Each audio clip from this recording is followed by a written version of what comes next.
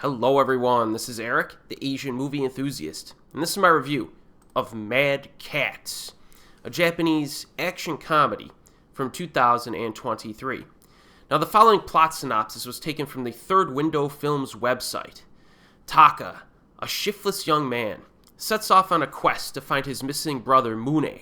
Teaming up with a quirky new friend and an edgy, mysterious young girl, Taka finds himself taking on a pack of vicious monster cats determined to execute unscrupulous pet shop owners. So why are the monster cats after him? Why was his brother captured? And what is the purpose of this mysterious young girl? Well, mysteries are about to be revealed as the journey leads to a final showdown. Now, before you get too excited, alright, these monster cats that are referenced in the official plot synopsis are not really monster cats if you were to picture them in your head. They're basically women assassins who are humans, and they occasionally display cat-like mannerisms and even abilities, I guess you could say. Now, they do have a few abilities that your basic human being does not have, but these are not half-human, half-cat beast people, So don't be expecting, like, Sabretooth from X-Men or something in this movie. He doesn't show up, nothing like that.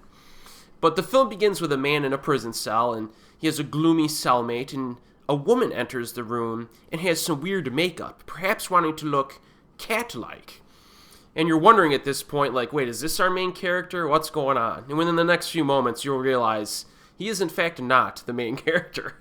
But we see our main character in the next scene, and he lives in a trailer park and pays an old white woman his rent. So I'm not sure what's going on out there. But the rent is due, and he's having financial problems. He gets a cassette tape, like, in the mail, and a person on the cassette tape is saying, listen, your brother has been wrongfully imprisoned and being held hostage, basically. Time is running out, you have to save him. And then the film kicks off. Now, the opening credits I thought were quite fun. They're like moving drawings, I guess you could call them. And they're of cat-related cult behavior, which was kind of interesting. Now, our male lead of the film, he's a klutz. He's constantly, like, tripping over himself, and he's not a hitman or an assassin. He's just a normal, wimpy dude. Now, fortunately, a few other people show up to help him rescue his brother. And this little team, after it's assembled, is decently likable. They have some fun moments with one another, despite the fact that all of them are quite odd in some way, in terms of, like, personality traits. The comedy in the film is pretty good, I think. It's not amazing humor, but it's effective enough. There's a cheesy joke about a centipede and a cockroach. It kind of made me smile. It's a joke that's, like, not really funny, but it kind of is. And it occurs during this, like, team building session where they're sitting around at night, this little, our protagonist group. They're sitting by a fire and they're just getting to know each other. Now, some of the comedy incorporates the klutzy nature of our lead character and how he's horrible at fighting. And there are times when he'll run up to a bad guy and do, like, absolutely nothing to the dude. Like, he does no damage. Falls over himself, and then, like that's it. So yes, some of the humor is slapstick in that way, but I've seen far worse in movies. Now, the protagonist's first confrontation with this cult is one of the funnier scenes in the film, in my opinion, and some of the best humor does occur while these assassins are attempting to kill him. Early on, he steals this little box and is immediately caught. And then he immediately escapes in bizarre fashion. It was quite funny, I thought. And the other thing is that it's just not our main character who's incompetent. A lot of these cat monster assassin girls are also horribly inefficient at killing people. I mean, they couldn't kill a mouse in most cases. So, the interaction between, like, all of these incompetent people is kind of fun to watch. It is. And each of them has, like, a little gimmick, like each of these assassins. And they all have, like, cat-like mannerisms and stuff, which is what you would expect. So, you have an inept protagonist fighting against mostly inept antagonists. So, again, this isn't like a comedy juggernaut or anything, or an instant classic, but I was amused more often than not. It's a little on the silly side, though. Now, what about the action? Because this is an action movie, and from what you've heard, the action probably isn't going to be that good. This is billed as an action comedy, and you have a protagonist who cannot fight.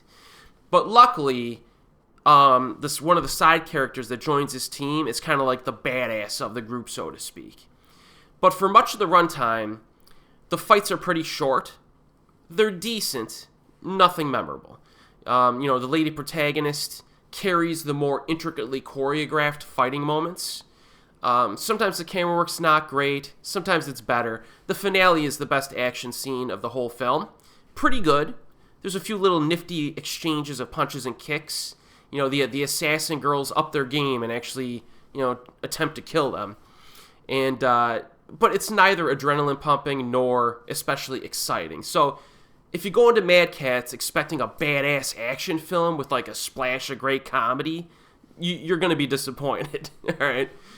But, similar to the comedy, not an action juggernaut, but, I was amused. By the film. There are some other flaws that need to be mentioned, though. Like the character work, it's generic, not really all that great. Story's not all that great either. They go all in on the quirky action comedy stuff, which is fine. The runtime is only 1 hour and 28 minutes long, which is nice. Definitely nice. But during the middle, there is a little stretch of slowness when they're sitting around that fire chilling out. I think that scene went on a bit too long. But, there's a little bit of fluff in the film, but not much, given the runtime. So, my final determination of this movie is that it's watchable. It's amusing enough for one viewing. All right, so I do not see myself going back and rewatching this, given the insane number of, entertaining action and comedy movies from Japan that we've had, throughout history. It's a modest recommendation.